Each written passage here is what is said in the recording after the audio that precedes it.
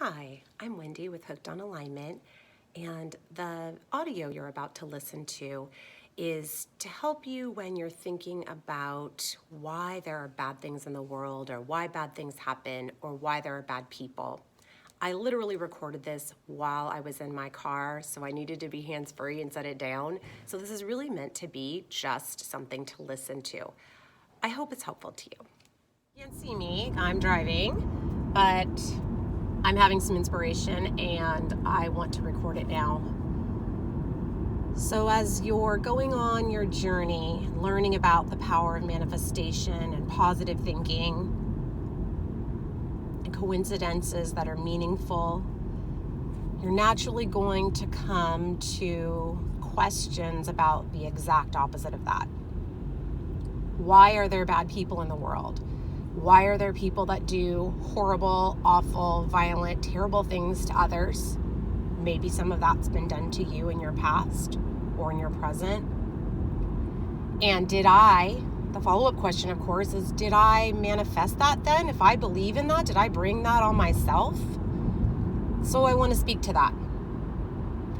If you think deeply and you ponder and you research and you study with other masters, and try to get to the root of why is there this seemingly evil side to human nature, you'll get a lot of different answers, and it might be a good idea to construct your own.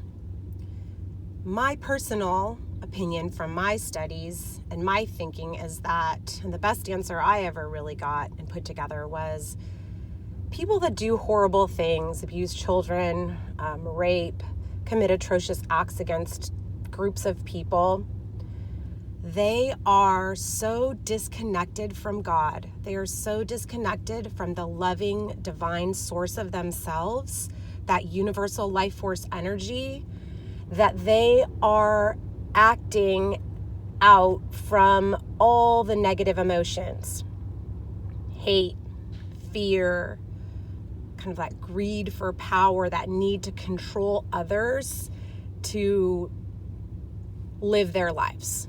They're just that disconnected. And when they put that anger onto someone else, that hate, that violent act, you did not create that. You did not manifest that in your life. Little children who are abused did not manifest that into their lives thinking, gee, I'd like to try this. That is not, in my opinion, how it works. Those people are creating too. And anytime you are in space with other people, like a family unit, friendships, groups, church groups, work groups, it's a co-creation process. And as a tiny infant baby, you come into an existing reality. And if you are placed with or born into or end up married into, dating, however you come across this kind of person who's that disconnected, you might experience a horrible trauma. And it is not your fault.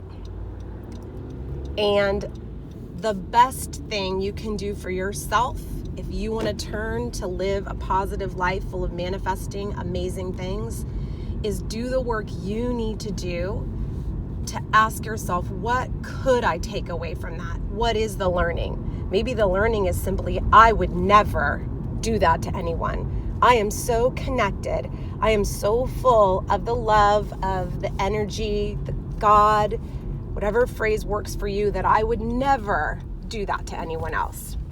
Especially not someone so innocent that they've just come into this world and need our love and support to get started, and a guide to help them navigate this reality right now in this time and space. And then you have to find a way to let it go. Forgiveness is so much more powerful for the person who's forgiving than it is for the person who's forgiven. If you can find a place to get past the trauma, to be able to think of it without it triggering all these horrible emotions in you, you will have shifted enough that it's, yes, part of your past. It's never going to go away. It is part of you. It's one of your experiences, but it does not have to control you. It is not who you are. It is not who you're going to be. It's not the life you're constructing.